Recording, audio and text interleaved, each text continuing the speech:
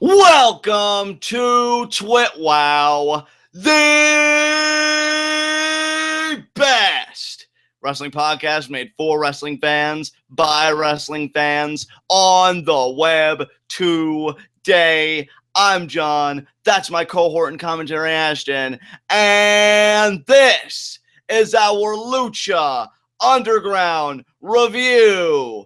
And guys, Lucha Underground tonight, what a fun hour. And yes, it is a crime that this show is only an hour once a week, because shows like what we got tonight are what make the wait so agonizing. We had matches that were all driven with a purpose. I freaking loved it. The introduction of the Battle of the Bulls tonight, which we have plenty to say about that. Some amazing cinematics. In fact, one cinematic on this show might be my new favorite cinematic that Lucha Underground has done. Cannot wait to talk about that. I mean, this hour, you want to talk about maximizing your minutes. Lucha Underground does that on the El Rey Network every week, and this week was by far no exception. Partner, what did you think of tonight's episode? You know, I realized watching this episode, I think why the people in charge of Lucha Underground aren't taking it to be longer, whether it's 90 minutes or 2 hours or whatever, or, you know, just airing 24/7 my entire life, which would be better. But I think the reason that they're not doing that is because that's the only way to really maintain that gotta have more feeling. And as much as that feeling can suck sometimes, if that feeling ever goes away, it might mean that Lucha Underground is slipping a little bit. It might mean that they're losing a little bit of their momentum. And right now, I want more so bad. And I can't even explain how awesome it is that after 2.5 full seasons, I still have that feeling after an episode ends. Like so many shows, that happens for the first season, maybe 2. If they're lucky, it stays for 3 seasons. But when you get really deep into the series, a lot of the time, that magic that made it amazing at first fades away. And that, oh my God, why did it have to end so soon? I can't wait until next week feeling fades away with it. And I don't think that's happened yet with Lucha Underground, and I'm hoping it never will. And I think that maybe them keeping it at 60 minutes is what's going to allow it to continue to happen. Well, let me just say something in response to what you just said, if I may.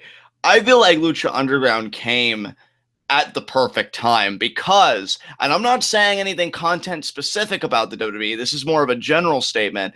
Lucha Underground came around the time that WWE really was at peak saturation. I mean, content upon content upon content. And even if WWE was great content all around for everybody, which again, I'm not trying to make a value judgment here, I'm just speaking generally, you'd still probably experience a sense of burnout because it's so much to consume in a given week. With Lucha Underground, they capitalize on this because less really is more. It's a nice change of pace given the current wrestling culture where we always seem bombarded with, oh, we've got this subscription, or, oh, you know, WWE Network and 3 hours of Raw and this and that. Lucha Underground's like, no, we've got this. It's the best thing out there, and we're going to give it to you a little bit at a time. We're going to give it to you piecemeal, a little at a time, and it works. I think it's a strategy, whether they realize it or not, in an age of oversaturation that's really going to put them ahead of the game, and I think it already has, because you get episodes like this, and I'm not bored. I'm not suffering from any kind of tediousness or anything. Like, I'm ready to go. I'm ready to talk about this show. I'm ready to get right into next week, especially given what some of my faves are going to be doing. And yeah, like it's so good. I love that they know how to pull back. I love that they know what restraint is. And I love that they know that things have to matter, that every minute that they're on television, that, you know, you got to push something and it's got to be important and it's got to be used. They're not wasting any time. And yeah, this episode was a masterpiece. I loved it. Absolutely. It's, you know, it really is sort of the question of what would you rather have, 60 minutes of greatness and then the show ends, or 30 minutes of greatness sprinkled out throughout a 3.25-hour show. And Right. even then, it's 30 minutes is I'm being generous there. So really, it really does make a difference. And like I said, I think the biggest difference is you can't ever get enough. Like, I feel like we could go back and we could binge watch the entire Lucha Underground series from episode 1 to present And even though we don't have the time to do that, if we would do it, I feel like we wouldn't get tired of it because it's just so good. Absolutely. With that said, partner, are there any other preliminary remarks you want to make about tonight's show? I agree with what you said that it's a masterpiece because this episode, really, I even said it in live reactions, and I'm just going to reiterate it here for people that don't listen to live reactions and only listen to our reviews. I don't know how, but somehow or another, Lucha Underground has had 4 or 5 consecutive best show of the seasons. You know what? I was going to make another point, but I'll make it when we talk about our first segment. So let us get right into our Lucha Underground review. And of course, we get our obligatory Lucha Underground recap of all the things that are going to be touched on tonight. It's very Johnny Mundo heavy because, of course, he's the best. And then we get to a cinematic. And he wasn't even on tonight, which kind of broke my heart because I wore my new shirt, but I'll wear it again next week. And we get an opening cinematic, Dario Cueto in his office, and Angelico comes in. Now, this is where a few seconds ago I was going to make this point. I love that Lucha Underground, and I noticed the reviewers at AV Club, they're saying this about SmackDown Live, which I'd agree with in a way, but I do think Lucha Underground does it better, of course, that you can keep all these pieces in play and you can build on history and you can build on stories, but keep it fresh and keep it exciting because Angelico enters the office. Now, we know from 2 weeks ago, he wasn't allowed to play a role in that Lucha Underground Championship match because Johnny Mundo's agent / lawyer had a restraining order on Angelico. Well, Johnny Mundo is champion now and Angelico's looking to stake his claim. So he says, I want Johnny Mundo, and I love this line here. I don't even care if it's for the championship or not. That shows you he hates Johnny Mundo so much, and it's so personal with him because Johnny Mundo tried taking away his livelihood along with Worldwide Underground that, look, the gold or not, that's just gravy to me. I want to hurt Johnny Mundo. I love that because that establishes right away in one soundbite that this is a rivalry of hatred for Angelico, that it is deeply personal. And he says, just give him to me. And Cueto says, hey, I can't, Johnny Mundo's lawyer, he has that restraining order, I really can't take action. My hands are kind of tied here, more or less. And then Angelico says, well, maybe I should lawyer up too. You got a point there. I mean, I was beaten not once, but twice while, you were in charge. And Cueto's like, whoa. I'm sorry that happened to you, but that was not Dario Cueto's fault. And he says, look, I will give you entry into my Battle of the Bulls tournament. You win the tournament, you get Johnny Mundo because the winner of that tournament does get a Lucha Underground Championship match. And Angelico does accept, but he does threaten Cueto, like if things go awry, that he is going to experience the Fall of the Angels, I think Angelico's finisher is called, through his desk. And he just leaves Cueto, I guess, to his musings now after being threatened. And I enjoyed this cinematic. I mean, look, I love the evolution of Angelico, too, because let's remember how he came into the temple. He came in, eyes on Ivelisse. He was kind of that smarmy bad boy of, oh, I know I'm good looking and I know I'm talented. What are you doing with this loser? Dump him. And then, Team Havoc, which was a comedy team, but with credibility, which was very refreshing. And now he's got a vendetta. And it's so inviting to see him take it seriously, to take something personally. And again, I love, because while the Lucha Underground Championship is important, and credit to the promotion, they make it feel important every single week. To Angelico, that's just a side benefit. Like, he hates Johnny Mundo, and to see him in that kind of focus, from kind of a jokester bad boy to, I gotta hurt somebody because my livelihood was almost taken from me. What a character evolution for Angelico. But enough from me, partner. What did you think of this opening cinematic? Yeah, man, this opening cinematic was awesome. I was even saying during it that it was great to see sort of a more badass side to Angelico. And yeah, it was great. I love that he basically threatened Cueto and sort of extorted what he wanted out of him. It's not something you really see very often from the babyface characters in wrestling, but Lucha Underground pulls it off more frequently and better than every other wrestling promotion. Yeah, I completely agree with you. I feel like this, and the funny thing is too, because I'm going to kind of jump the gun a little bit, I love that this opening cinematic set the tone on two fronts. First, Battle of the Bulls, because, Cueto establishes that here, so that's going to be very integral to the episode. And two, as we'll see with the cinematic in a match later, Johnny Mundo is already that heel where everybody wants a piece of his ass. And, not even in the way most women do, but I mean, to try the same way that Mill was to start season 2, really.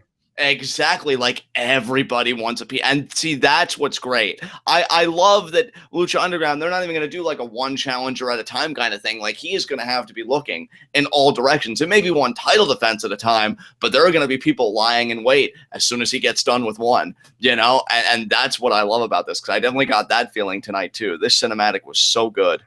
Oh, but isn't it such a coincidence, though, that, while Matanza had the title, people weren't volunteering to fight him, so Cueto had to pick him off of a wheel. But as soon as he drops the title, they're just lining up for shots. Exactly. Well, I mean, it's like you said, brother, when we were doing that whole Johnny Mundo analysis. That's the beauty of him having his run. Oh, but Sexy only had it 1 week. Yeah, I'm seeing the forest for the trees, and the forest is looking fucking magnificent right now because of cinematics like this. I can't wait. Yeah, absolutely. So after this intro segment, we got right into our first match of the night, which was the first of the Battle of the Bulls matches.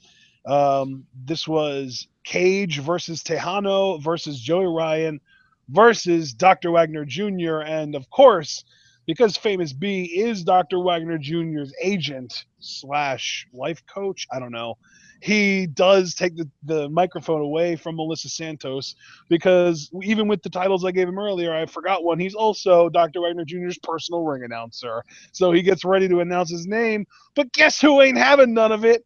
Cage. And he lariats Famous B's neck off. Brother, I'm going to give you the reins on this one since I talked so much for the opening cinematic. What did you think of this first Battle of the Bulls match? Both of tonight's Battle of the Bulls matches were so much fun, and this first one really did feel, and it's funny they're calling it Battle of the Bulls because both of these matches had at least two real like Hoss style workers in them, because this first one we had Cage and Texano, and then in the second one we had Mill, Mack, and Marty, and all three of those guys are kind of Hosses in their own rights. So I love that Lucha Underground. It's funny because people are always talking about like Vince McMahon is obsessed with these big, overly musculature, like gigantic powerhouse wrestlers, and yet Lucha Underground's roster has more of that type of wrestler on it than the WWE roster. Yeah, Because I if you love it, look at dude. the WWE roster, the big, strong, powerful Hoss types really aren't that common. Like, okay, you've got like the old guys like Kane, Mark Henry, Big Show, but they don't even really count anymore because they're all part timers at most. So really, all you really have left after that is like Sheamus. Maybe you can count Cesaro in there, and really like maybe Big E, and that's about it. There really aren't that many. Yeah, there really aren't. Whereas with Lucha Underground, like you said, We had five of them tonight. Not to mention Matanza definitely counts towards that quota, and I'm sure there are some that I'm forgetting, but still, it's pretty awesome that Lucha Underground has that stacked of a roster. so you had fun with this first Battle of the Bulls match. I thought I really would be torn on which one was better because this first one was so good. The first one was a lot of fun, but I will say I do think I enjoyed the second one better, if for no other reason because the finish was awesome.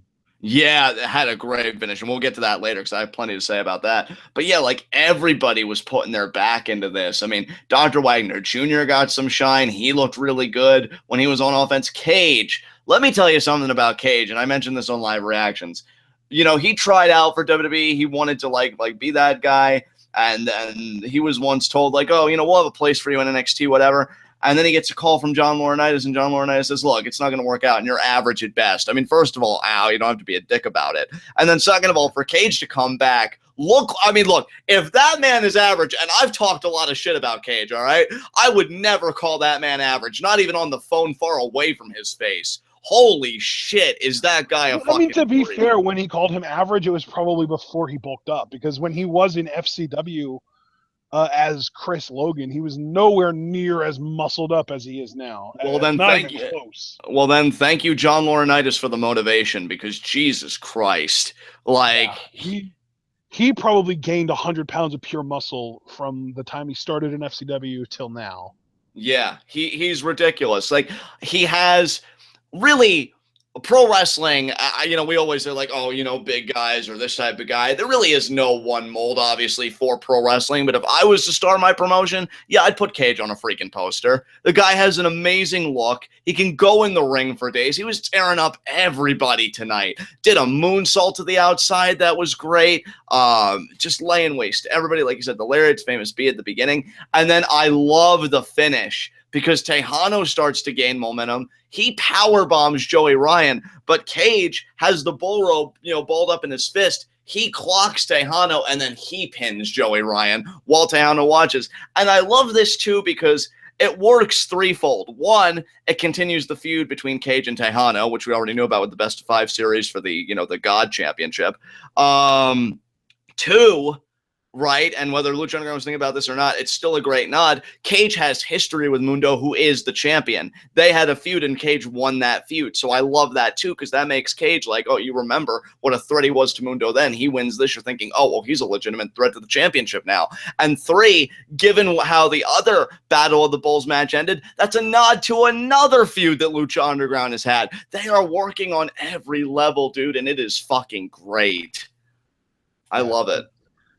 The Battle of the Bulls is a great concept. I love, too, that it's not, and you were bringing this up, I don't know if you were bringing it up earlier or in between recordings or at the end of the last recording, but I love that Lucha Underground names contenders for the championship in creative ways rather than just saying, like, yeah, you got to beat the champion or, just handing it to someone arbitrarily, like with frickin' Seth Rollins for the longest time, and now probably like Kevin Owens and guys like Roman Reigns for no frickin' reason. So, yeah, I really appreciate that they go this far out of their way to establish contenders. It's awesome.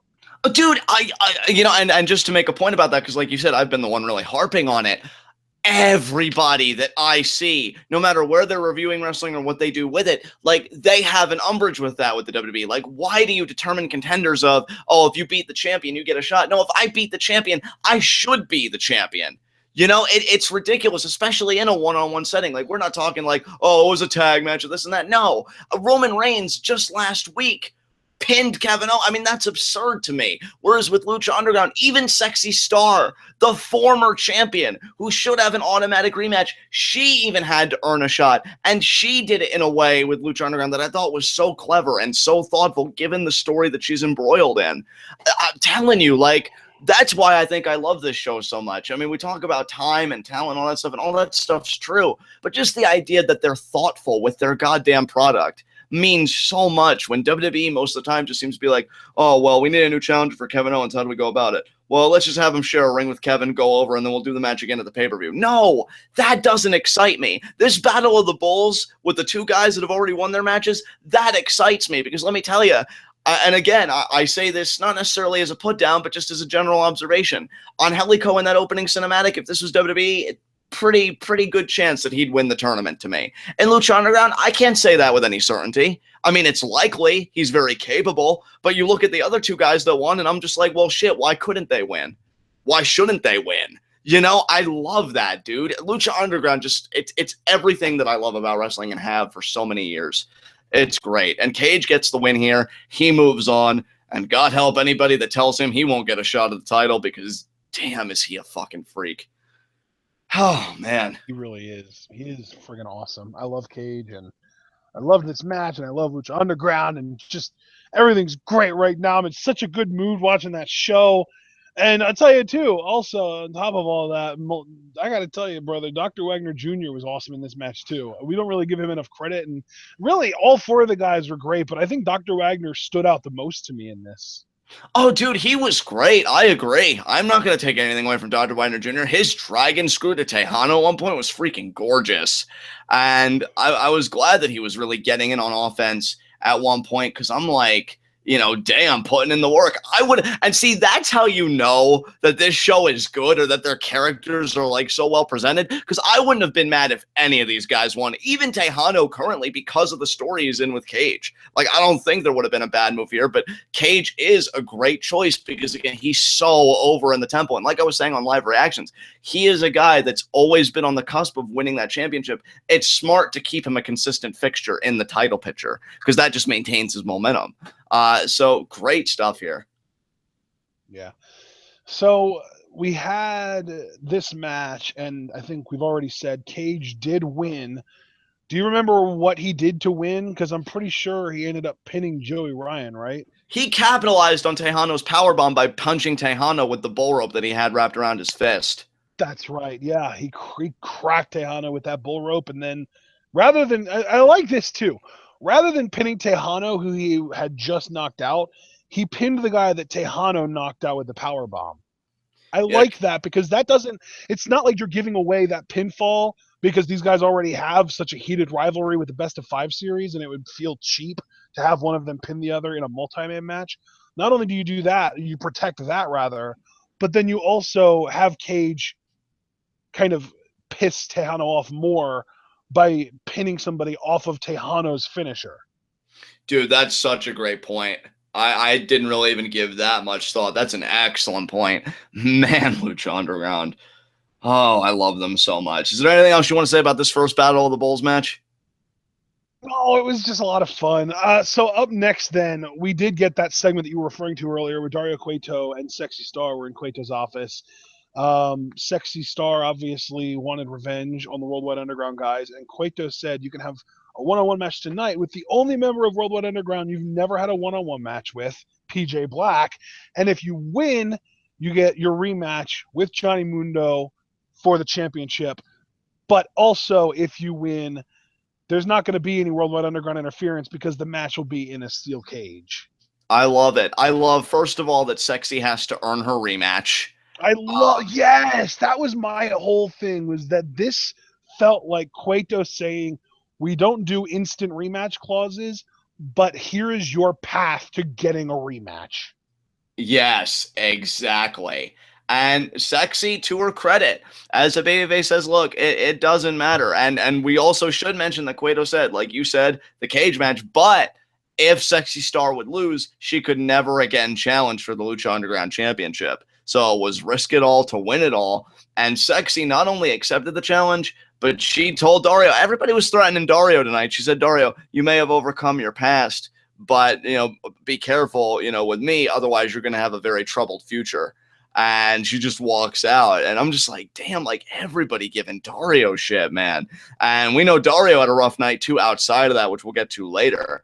But yeah, dude, I love that. It's like, okay, Sexy, it really doesn't matter that you were the former champion. It doesn't even matter that you were screwed out of the title. You've just got to claw your way back, which, again, I love this because how else would you book the Sexy Star character? Her character is predicated on struggle. This is the perfect way to book her to me.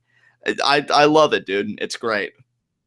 Yeah, man. And what's really cool, too, is that then Sexy Star turns around and says something about how if things don't work out the way she wants, Cueto's going to have a troubled future. Right, exactly. Exactly. And I love that Sexy Star. That's another thing too. Like, yeah, I've had a lot of fun at her expense. I certainly will if the cage match is next week, because you guys know that's me. But on TWitWoW, I give everybody their due. Sexy Star, I love that even though she's probably the most pure babyface and the closest to being a quote unquote cookie cutter, she still isn't even that. She's got a bit of an edge to her. I mean, threatening the boss takes balls. And I'm telling you, him, man, the ultimate cookie cutter baby face in Lucha Underground is Phoenix. He is the right. White Knight. He is the lawful good in Lucha Underground. Right, and I'm glad to see though that Sexy doesn't have that mantle. Give her that little bit of an edge, especially given her backstory. Why the hell not? So I've always been an admirer of Sexy's work, and she ended up having a great match tonight. And I'm so excited for what I'm calling. I called it Rage in the Cage before, but I've decided Clash in the Cage is better. And should be great. So yeah, great cinematic. All right. So then we had another cinematic that was also just awesome because we had Cortez Castro approaching Captain Vasquez and lets her know his cover's been blown. Cueto called me a rat. It's over. And she said, you know what? I don't trust Officer Meehan anymore. I do trust you, though, which means I need you in that temple. So when your arm is healed, you're going back to the temple and you're going to wear this. And she whips out a lucha mask. So we're going to get Luchador Cortez Castro soon enough, hopefully. It's going to be great. What did you think of this cinematic, brother?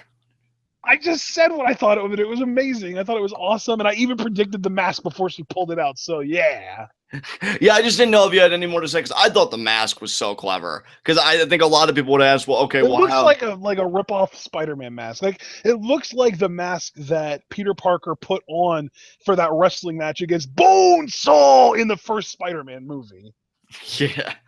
I wonder too. I don't know how committed they're going to be to this, which is part of the intrigue. I wonder if Castro, under that mask, is going to adopt a different kind of in ring style. Like if it is going to be more Lucha Libre esque with a lot of ranas and dives and all that stuff just to keep up the facade, or what exactly it's going to be. But I just think, again, the I would be mask is so amazed if clever. he completely changed his in-ring style to suit the luchador mask.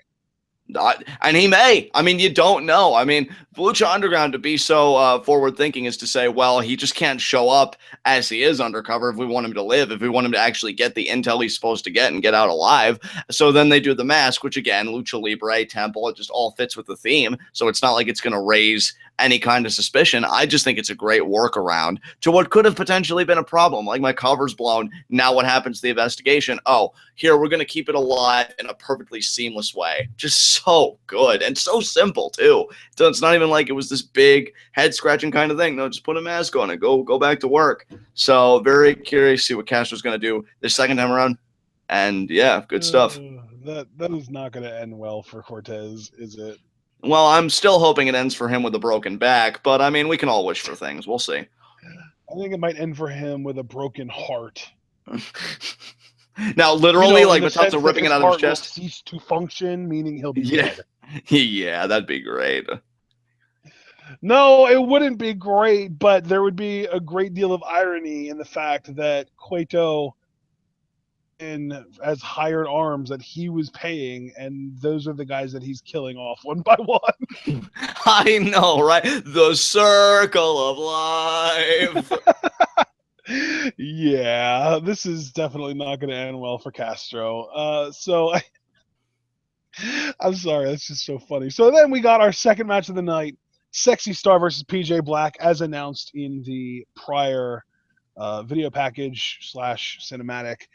And this was a really good match. This is one of the best Sexy Star matches I've ever seen. Obviously, it's not up there with No Mas, but it definitely is, I would say, in like the top 5 or so, maybe top 10 at worst, Sexy Star matches in Lucha Underground history. And PJ is just an amazing worker. And Sexy Star is great at playing that underdog role. I just thought this was a lot of fun, and even though it was definitely the worst match of the night, it was still a great match. So it's not an indictment on this match. It's just saying how great the other two were. Oh yeah, no, I totally get what you're saying, and I'll tell you, man, PJ Black, the Darewolf, putting in the work, brother. He was great in this. He's so good. I love that people are finally starting to come around on him and realize that he is amazing. Well, that's what happens when the chains come off. In the words of Curtis Axel, and you're at a The place that actually chains respects are you and off. exactly. And I'm telling you, when you're in a place that actually respects you and gives you a platform to be you and to do what you love, you'd be surprised. And I thought you made a great observation on live reactions that the way PJ Black was working this match, he is kind of like the powerhouse of Worldwide Underground. He was definitely utilizing that power game, which I thought was great. Got a great cutter on Sexy at one point, held her up and then dropped her down with the cutter. His moonsault from the top rope is fucking gorgeous. And then let's not ignore the spot where Sexy thought she was going to get like a roll up, but PJ rolled through and hit her with a freaking Styles clash. Holy shit. I will say though, and again, like this has always been kind of my nitpick with Sexy Star for as much as I love her. She does win again with a kind of roll up, albeit after interference from Jack Evans. Sexy Star is able to keep it at bay. There was a miscue, but then she rolls up PJ Black and gets the pin. Now, personally, and then this is just my opinion, I feel like her entering a cage with Mundo and her having kind of that anger in her, like my dream was taken from me by people that she even said, quote, dirty bastards. She clearly has no love lost for them. I would have loved to have seen her win in a dominant fashion, really get that La Mystica armbar on there and maybe even keep the hold on after PJ tapped out just to show like I'm not fucking Honestly, with Blood dude, Underground it's anymore. so funny you bring that up because that night when she beat Superfly and Marty in the same night, I think that's actually the last time that she's won a match decisively like that without just winning with a roll up.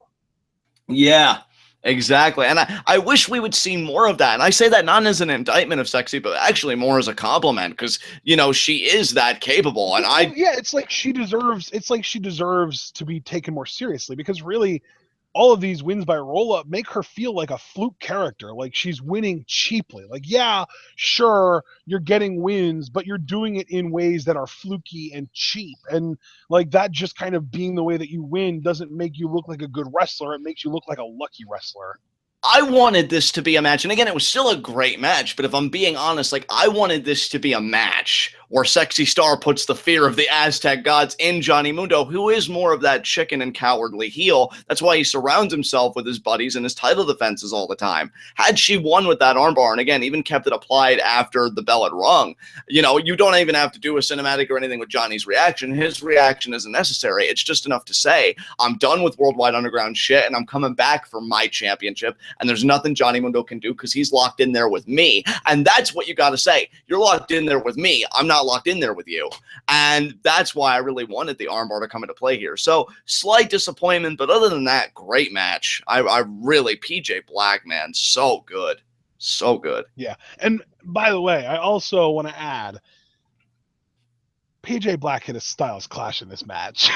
Yeah, I mentioned, like, I even said, let's not be remiss and forget that freaking spot, that Styles Clash. That was freaking gorgeous. Oh my God, that was so good. I feel like, wasn't there even a point when AJ Styles was still in TNA that I think I said that Tyson Kidd could have been like WWE's answer to AJ Styles as far as the in-ring work goes? Right. Yeah. What's up, PJ?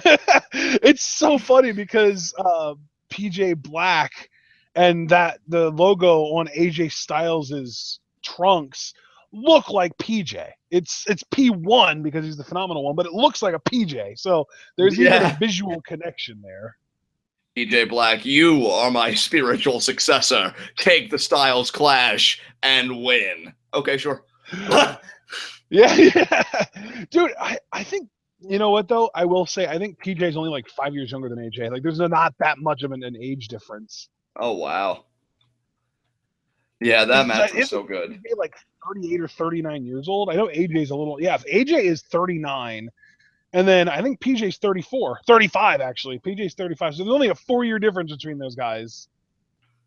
Yeah. Yeah, that's crazy. But you know what?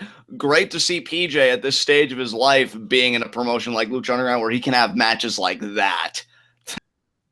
That I will say, PJ Black having so much success in Lucha Underground, and I'm not even saying like, oh, he's the Lucha Underground champion. He's had so much success. I just mean like revitalized career, entertaining, making people realize how good he is. Really makes me wish they'd hire Ray LaPon for something. Ray LaPon. Oh, yes. It took me a second, but yes, dude. Yes. Oh my God. Yeah. I almost had to change my pants. Thank God. I think I tucked it in time. Jesus Christ, that'd be so good. Oh my God. He was absolutely incredible in NXT, and he's that kind of guy that can make anything work. And now he's, I don't know. Yeah, dude. And apparently he changed his name to Aldo Rose, and he's, he kind of went a little edgier. Apparently he shaved his head and everything too. So I don't know, man. I don't know if they've got any interest in him, but the way that they've allowed PJ Black to really kind of blossom and show off just how good he is, really, I wish they'd reach out to Ray and let him do the same, because he'd be kill it in the Lucha Underground universe. Oh, he'd kill it. I mean, hell, even if you wanted to take a little subtle shot at WWE, maybe if you wanted to have him associate with the Rabbit Tribe at first, I wouldn't mind. Just give him something. Yeah. Yeah, that'd be amazing. Well, you know what, though? That was also something that Justin Gabriel was rumored. It was actually rumored that PJ Black, Justin Gabriel, was the Bunny. Right. So, yeah, I mean, that's what a connection there. South African guys that are associated with the Bunny. Like, that's so specific. Yeah. All right. South African guys who were underused in WWE that would be amazing in Lucha Underground that were associated with the Bunny and party animals. Holy crap, that's a mouthful. Right? Yeah. Anything else on All your mind about right. this match? Thought it was a lot of fun. Up next, though, was something probably even more fun than this match. Kobra Moon on the Golden Snake Throne of Death explains that her tribe has been very powerful in the past because they were led by three of the most venomous, cold-blooded killers as generals of all time. And two of them were there, knelt before her, and it was revealed that they were Pindar, who we knew about because that was the guy that eviscerated Daga, and the other one's name was Vibora, which is actually Spanish for viper. So Vibora was the one with the long hair. Pindar was the one that we didn't actually see any hair on at all. But Pindar is also the mask that we saw in the trailer that I thought was going to end up being the mask of Texano if and when he wins the best of 5 series and the right to be inhabited by the new god that Cueto has. So there's a lot of stuff going on right now, but at the end of the day, we get told by Kobra Moon, we don't, but Pindar and Vibora get told by Kobra Moon that she wants them to get Drago, bring him to her, and force him to bow before his queen. Yeah, dude. You know what? I have a lot to say about it, but because of that, I'm going to let you go first. What did you think about all this? Oh my god. And also it was pretty much implied that Drago was the third general who betrayed the Snake Tribe, and that's why she wants them to go get him. So there was so much in this. Okay, so first of all, Snake Tribe isn't just like something that's in our heads that's a cool idea anymore. It's a real thing. And they have a headquarters and they have a throne, and Kobra Moon is the queen of it. So that's like right there, boom, in your face. But then also we now know that Pindar isn't alone as being this like ridiculously powerful, ravenous snake creature that tears people apart. Vibora is also there. So Vibora is another one that we have to worry about. Again, Spanish for viper. I don't think Pindar is Spanish for anything. I think that's just a really cool sounding name. But so then we find out that Drago is going to be getting hunted by these guys. So next Drago match, be on the lookout because he's probably getting attacked in the middle of the match by these guys. Oh yeah. Oh yeah. Where to begin on my side of things? First and foremost, favorite cinematic for me that I think Lucha Underground has ever done. I love that. You want to talk about setting up an I won't go as atmosphere. far as to say that this is the best ever, but I will say this is up there with the first confrontation we saw between Marty and Killshot. Right. That's my favorite of all time, but this is definitely in contention. When you talk about setting an atmosphere, just the sight of Kobra Moon sitting on that throne, though, holy shit. And here's the thing. For all big fans of Kobra Moon, or even people that were just curious about her character and were like, oh, why wasn't she in season 2 more? Which I get. We had similar, kind of like, where is she? We love her. This, you want to talk about a payoff.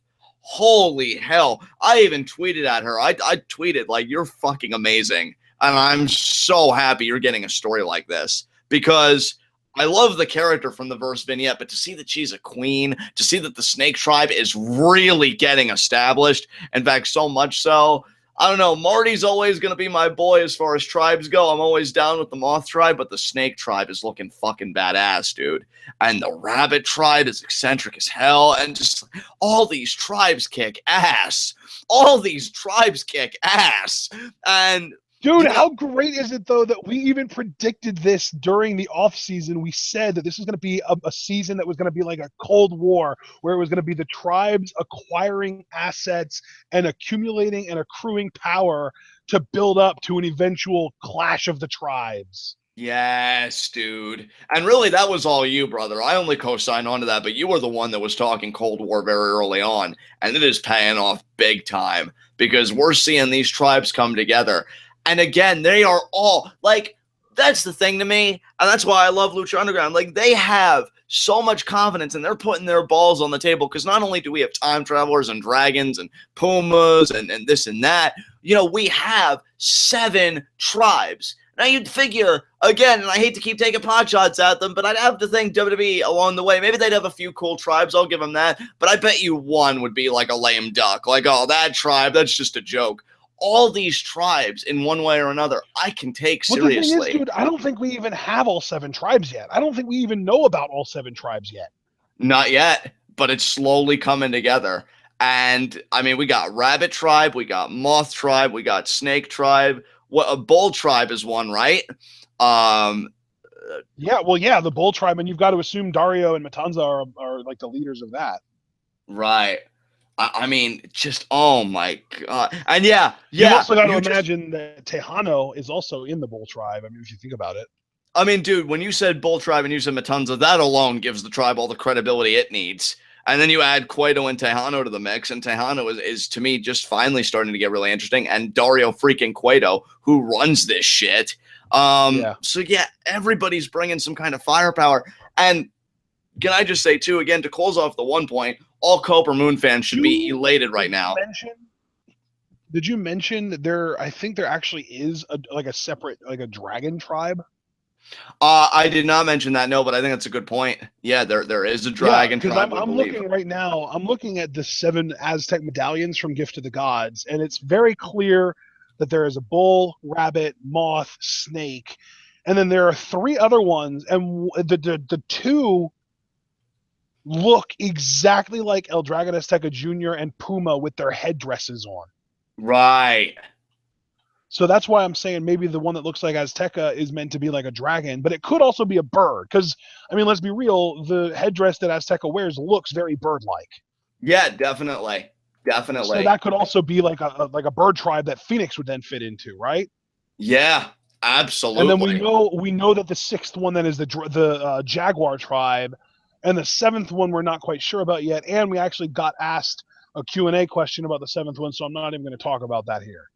Yeah, and dude, like, they all have, to me, an air of credibility about them. And like I was getting ready to say, point 1, Kobra Moon fans should be ecstatic as fuck right now. I know I sure as hell am, that she's in this kind of spot. And again, not to be a dick, but to entirely be a dick. This is how you fucking present women, right?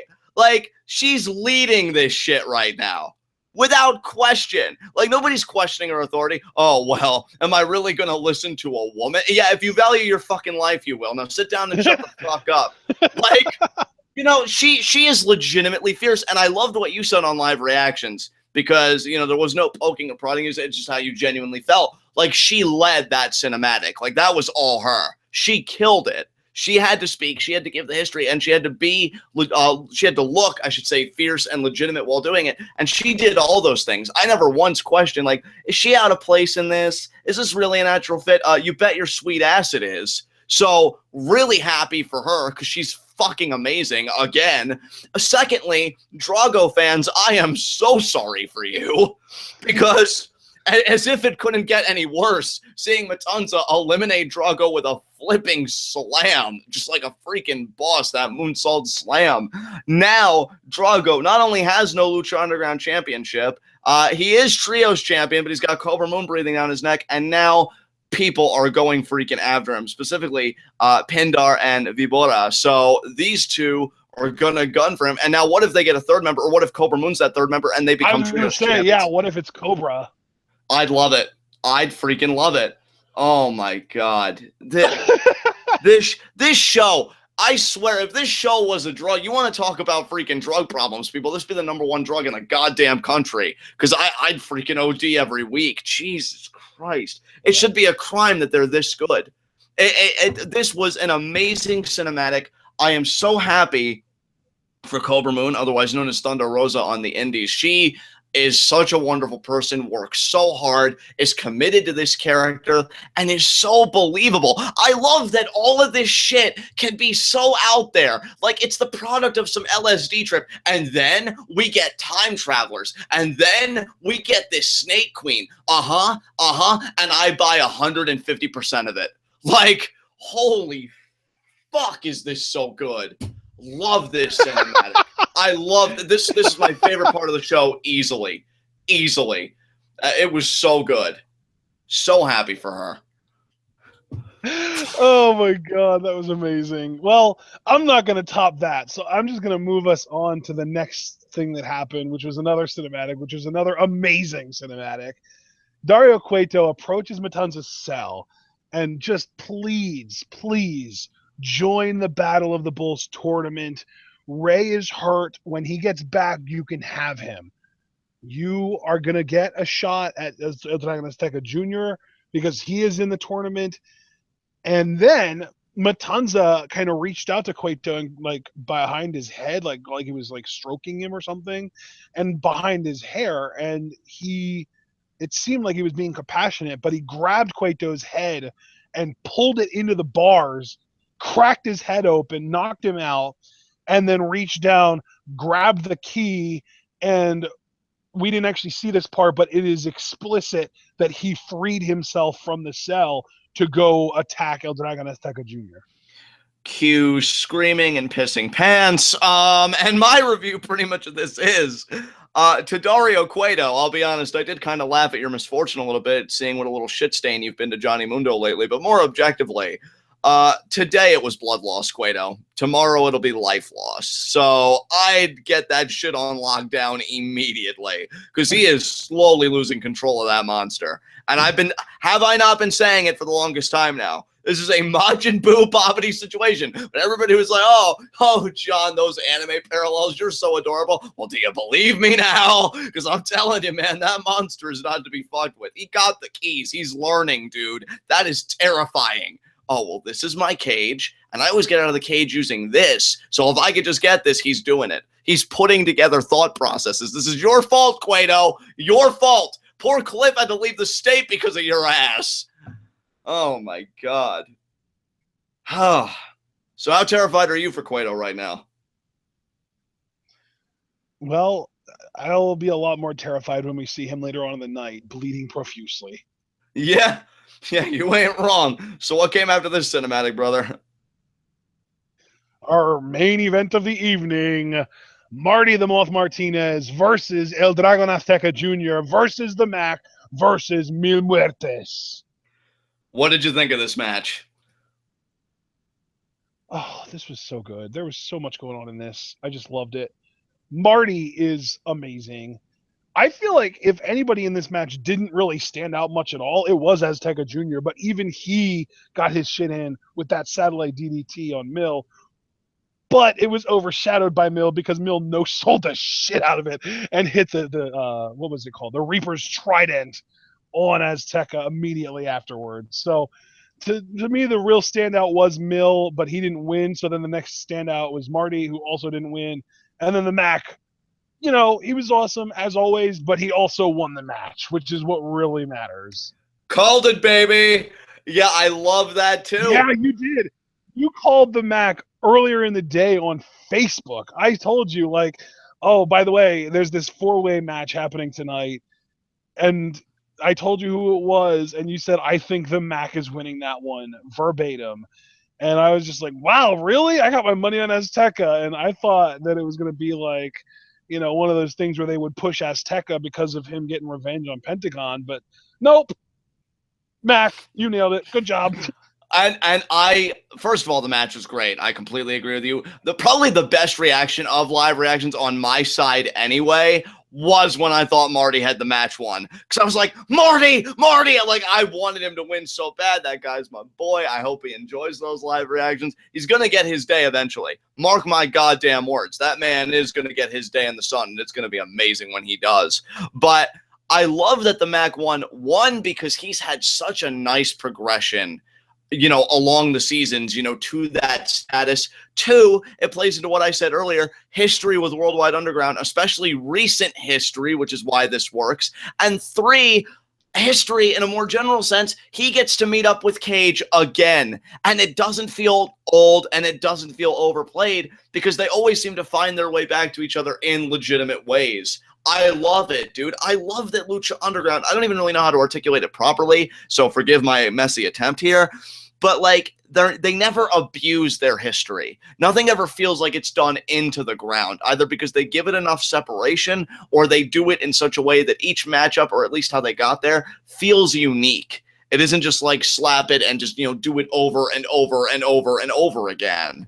I love it. I absolutely love it. And I'm curious, like, who's going to get the better of that encounter now? Because on one hand, you'd say, well, recent history dictates that maybe this is the Mack's time. Him and Sexy are tight, and they've both really had problems with Worldwide Underground.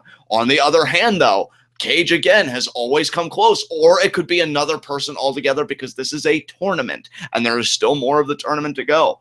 I am so enthralled with this right now. And yeah, obviously it doesn't hurt that freaking Mundo of all people is world champion, but I just think it's such a great way to establish contenders for the title and to make that championship feel like everything right now. I am loving their main event scene. So good, dude. So good. Dude, I mean, you call it a main event scene, but really, at some points, it feels like the entire show is main event. Yeah, exactly. And you're not even wrong. Like, that's not even hyperbole to me. That this show, man, it's a gift to the wrestling industry. I'll tell you that right now. Yeah. But Mack does win after the stunner, and I love too because his stunners. I liked it when he first did it at the first Ultima Lucha in that Falls Count Anywhere match, but now his variations of where it really is a kind of out of nowhere move just helps his character so much to me. And yeah, he gets the win. He moves on.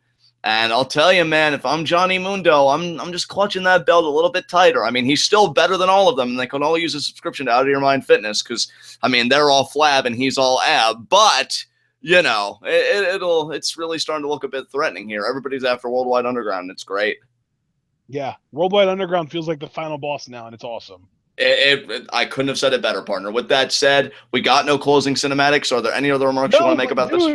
You forgot to mention that Matanza showed up in this match and beat the holy hell out of Azteca. Holy shit, did he ever? He laid out Azteca, and Azteca was hilarious, too. I wish Paul would have been there because he tried. He tried to get that satellite DDT, and Matanza was like, nope, rather the gods, laid him out. And that's why I thought Marty was going to win, because he was the first one to try and pick the bones. And the Mack was just on that shit like, nope. And he kicked Marty clean off. But yeah, Matanza destroyed Azteca, which, I mean, what is that going to play into? Because let's remember, Matanza really wants Ray, but Azteca is Ray's student. So in a way, Matanza attacking Azteca, it's kind of like hurting Ray by proxy. Emotional really, proxy. I don't even know if it's meant to hurt Ray by proxy so much as it's meant to just kind of lure Ray out of hiding, because Ray is like licking his wounds. But if he sees his student getting obliterated, that might kind of motivate him a little bit to maybe even forego a full recovery and come to the back of the temple to try and protect his pupil or his student before he should. Right. But again, like, when Ray comes back, he's going to have a full plate because, he may be angry that Matanza hurt Azteca. I'm sure he is, but that doesn't absolve Azteca of what he's been doing recently, breaking Pentagon Dark's other arm. And mainly why he broke that arm, because he said, this is my, and then Ray's trigger word, vengeance. Because he doesn't live for vengeance, he lives for justice, and they're two very distinct ideals. So Ray is going to have a lot to clean up when he comes back, and it's going to be hard to do that with a god in a human vessel breathing down your neck. I don't envy Ray in the slightest, dude. It's going to be a rough time for him. Oh my god, yeah, it definitely is. This was a freaking incredible episode of Lucha Underground, guys.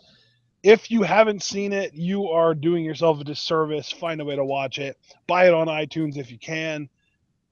And I don't even know if iTunes isn't available in your country, what you can do. Just do what you can, guys. Find it. It's amazing. It's too good to not watch. John, let's move on to our next segment. Yeah. By the way, I do want to say one more thing, though, to your point. I think I read recently that Lucha Underground got a deal with DirecTV, so that should open up options for people. Like, just find a way to get on that shit. I just really wanted to reemphasize your point, because this show is too good for wrestling fans to miss out on. I was looking on my TV the other day, because obviously I've got Comcast Xfinity, so I can't get El Rey Network. But I was looking on demand, in the TV shows, and I did it by network, and El Rey showed up, and I was like, oh, am I going to be able to watch Lucha Underground on demand? And I clicked on El Rey, and it said something like no something or ever, like nothing's available. So there was literally, it was just an empty El Rey network category in the TV show networks. And it was like, well, what the hell's the point of that? They literally did that so that people would see it and click on it and realize that it was empty, and it was just like the entire purpose of that category existing was to piss people off. So thanks a lot, Comcast, you pricks. That is beyond cruel. Like, I'm a dick, and I pride myself on that, but even I'm not that bad. That's just horrible. All right, next segment, high spots and low shots. You know what? My low shot's going to be Dario Cueto because, man, your own brother bloodied you up. Oh, yeah, we didn't even mention that. He came out with a blood-soaked rag with the key and managed to lure Matanza back into the back. And then I love, that was my personal favorite live reaction from you of the night when you were laughing at Katrina's face that she shot Cueto. Like, this is why you keep your monster in line. Shit like that happening. Well, I seriously, when we rewatch this episode, I need to screenshot that because that is like the best reaction face. It's so good. She just looked at him and she's like, bitch, keep your bitch on a leash. Yeah, exactly. So Cueto unequivocally is my low shot. He had it rough tonight. So who's your low shot?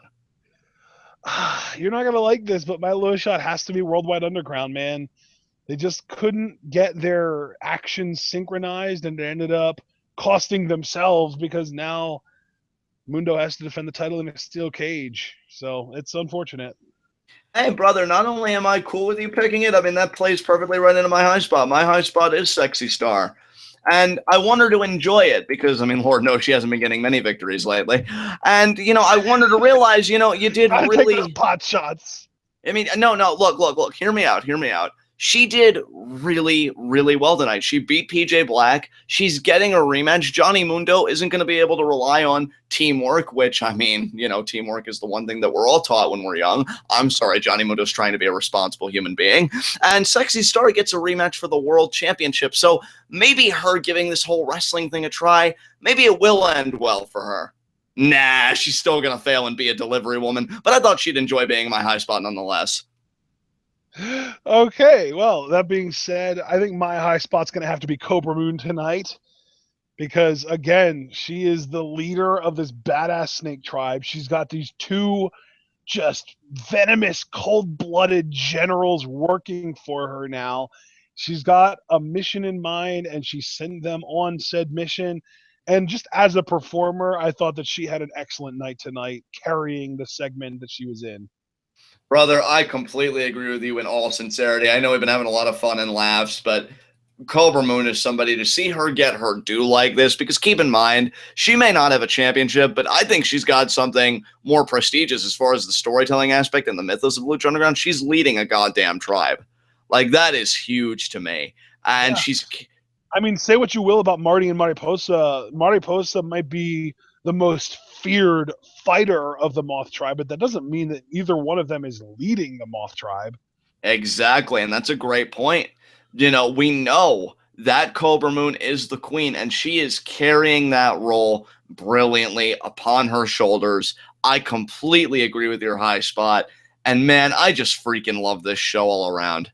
Look how far she's come, though, from her debut vignette, where she basically came off as a petty thief. Yes. And then her first match where people were just shitting all over her because apparently she didn't work the way that they liked, or she didn't work fast enough, or whatever. And since then, she's had multiple really good matches with people that even some people don't even like. Because I feel like I remember, didn't she have a match with Sexy Star that actually ended up being really good, that people were like surprised, like, oh my god, this was way better than anyone expected it to be, right? Or was that Evilise? That was Evilise. That was Evilise you're thinking of. Well, still though, so yeah, she's had great matches, and I feel like the biggest reason that they hired her was because they realized, they saw that she can play a character, and that's what she's doing better than just about everyone else right now. Bro, you said everything better than I ever could. I'm not even going to touch that. With that said, I fucking love this show. Yeah. This has been Lucha Underground. This has been TWitWoW. The best Wrestling podcast made for wrestling fans, by wrestling fans, on the web today. I'm John. That's my core and commentary action. Guys, be sure to comment, subscribe, and like the video.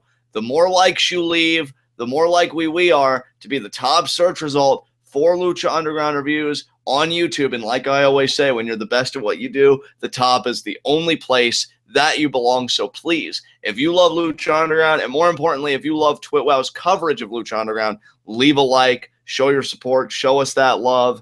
And I'm going to plug two things because you guys already know all the stuff to check out because of my partner's amazing backgrounds. Two things I want to plug in particular. First of all, Q&A.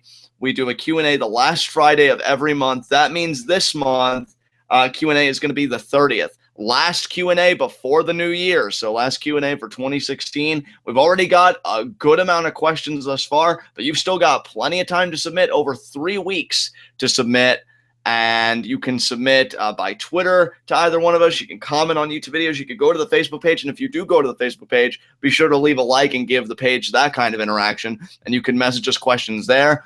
Everybody gets up to 5 questions per Q&A. Doesn't mean you have to use all 5, but the limit is 5. And you can divvy up those questions any way you want. Just to give a rudimentary example, you could do all 5 to me and none to Ashton, or the converse. You could do all 5 to Ashton and none for me, if that's how you would want to divvy them up. So the power is yours. Use it responsibly. Or you could basically cheat the system and ask all 5 to both of us, and that might as well be 10 questions.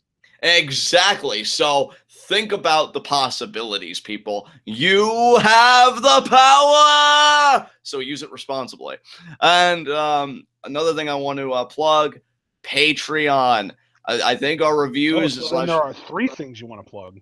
Oh, right, because I still have to plug the shirts. So, yes, 3 things I do want to plug. Let me plug the shirts because that honestly was about to slip my mind. What shirts are still available? The I'm a TWitWoW guy and girl, right? Those are still available? Yep.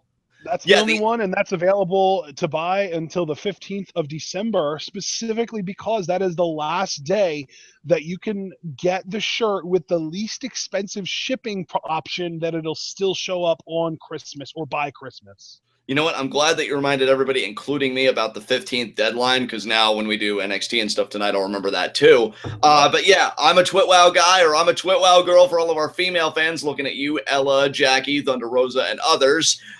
Great looking t-shirt. Support your TWitWoW brand. It'll look good on you, and you'll educate people about the best podcast on the web today. And really, in this day and age, you can't say that education is a bad thing. So get the t-shirt. And the last thing I want to plug is the Patreon.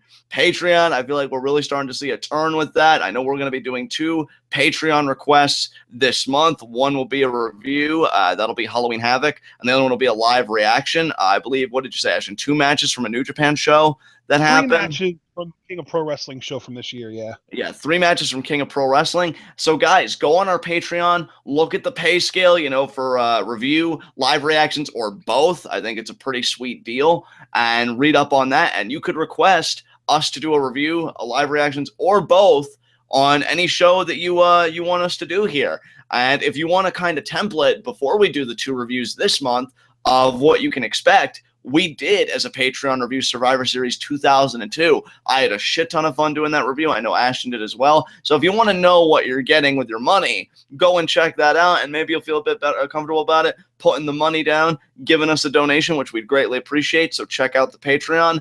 And with that said, guys, we will see you again for our NXT review, where, if I'm not mistaken, I think we actually do see the full match from Osaka, Japan, Shinsuke Nakamura versus Samoa Joe for the NXT Championship. So you'll get all our thoughts about that match here on TWitWoW. And until then, guys, tune in and peace out.